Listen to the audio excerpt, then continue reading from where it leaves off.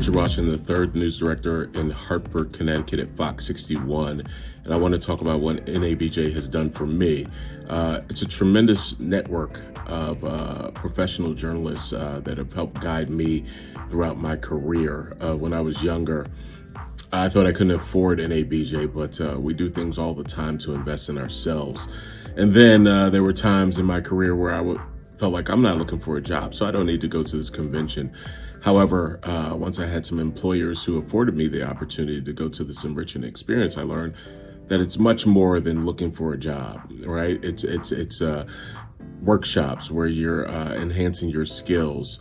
There are tremendous networking opportunities. You get to rub shoulders with the thought leaders in this industry and the movers and shakers in this industry.